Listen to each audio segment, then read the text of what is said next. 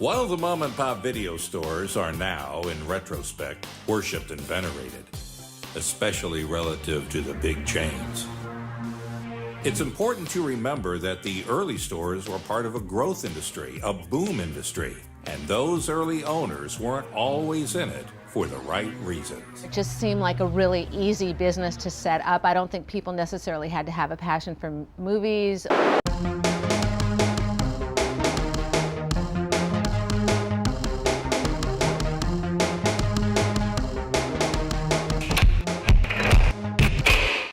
When you call these places like mom and pop, I mean, it's really, you're being kind. You know, instead of mom, thief and hustler would be better. The early days of the video industry attracted a whole range of folks. This big guy, silver hair, he's tan, he's got this kind of card shark, used car salesman meets Jewish Yakuza kind of vibe. People who saw opportunity to make some quick bucks. You just go buy these boxes and you put them up on the wall. Laughing all the way to the bank and doing a bunch of cocaine, and he couldn't believe it could get into a business like this. Because there was very little controls, very few rules about how you operated the business. It was a business that attracted people who took advantage of a very loose situation. People looking for angles, looking for action. All right, growing up I grew up in Chicago. It's 1978, it's 1979, and this new store opens up next to this Chinese restaurant that we go all the time, and it's a store selling videos, you know, beta VHS of movies.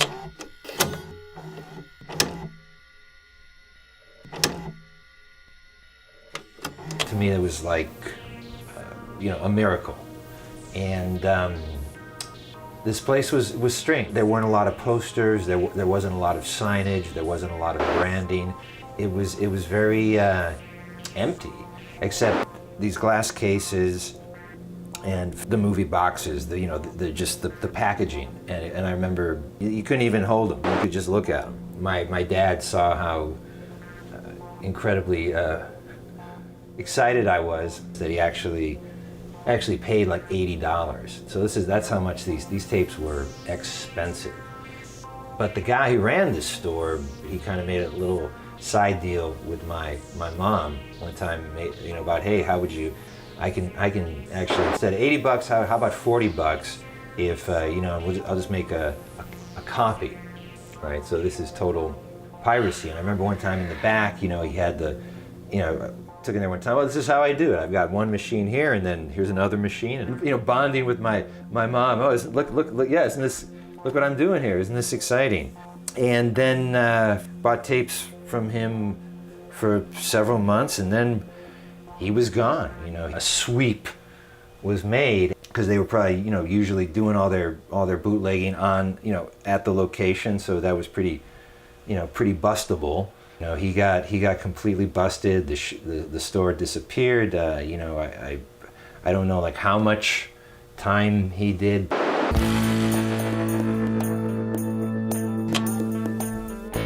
It even opened up opportunities for people to either steal or kind of undermine a business for their own benefit.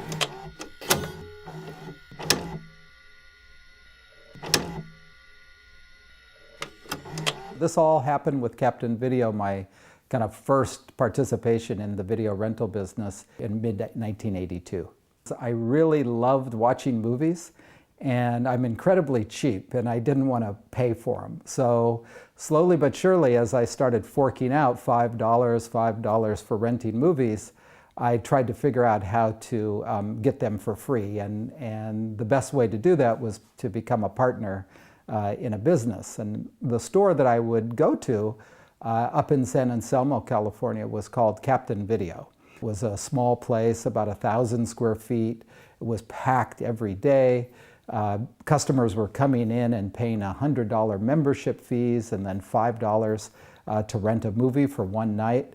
And when they told me they wanted to expand and open more stores, that was my trigger to figure out, well, let's see, if I invest some money, part of the deal is I'll get both my money back, get a partnership, and get free movies. I had 3 other partners, and they had all left their jobs in order to run the store. Everybody worked in the store. I invested $20,000 to begin with. One of the ways that my partners were driving the business, what was a great business, into the ground was by taking money out. In the old days, stores and retailers didn't have computers to track their transactions. It was very easy to just take a handful of receipts and throw them in the trash can and take a handful of cash out. My deal was more as a silent partner to begin with, but as time went on and I saw different forms of kind of internal theft, I got more and more involved in day-to-day business. They didn't like the idea that I would come and work behind the counter because it didn't give them all the opportunities that they wanted. Unfortunately, it was too late, and the business ended up going into bankruptcy. Because I was so naive at the time, I thought when a business closes, that's the end of it. I went in there, there was 4 of us partners. At the end, when we were closing the store, I went in and took exactly 1/4 of the movies, and there was 4 cash registers. I took one of the cash registers. There was a bunch of shelving. I took 1/4 of that. And I thought, okay, that's the end of that. But a few years later, I found when I went to go buy my first home that my credit was horrible. And upon investigation, I realized that not only had I unknowingly also gone bankrupt, but each and every partner was fully responsible for federal tax for employees, as well as state tax, as well as sales tax. And in order to buy my home and clear up my credit, I ended up having to pay all those debts for the partnership. Remember the video store with no posters or signage? Well, maybe that's one thing we can't blame on the early profiteering, sleazy video store owner. Let's fast forward for a parallel. I feel that right now we're in the same point we were in 77, 78.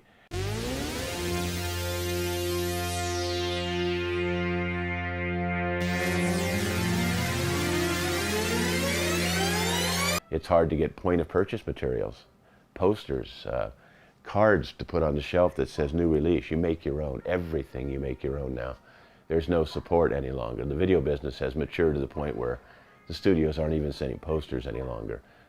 But the lack of studio support of their stores is perhaps the only parallel between these 2 very different breeds of store owner. But these guys that have the local video stores, regardless of the name on the top, they're doing their best. They're doing it because they love movies. They're not doing it to be rich, to drive a Ferrari that weekend. They're doing it because they want films and they want to see movies and they want you to be happy on Friday night. That is not what drives any of the other businesses out there.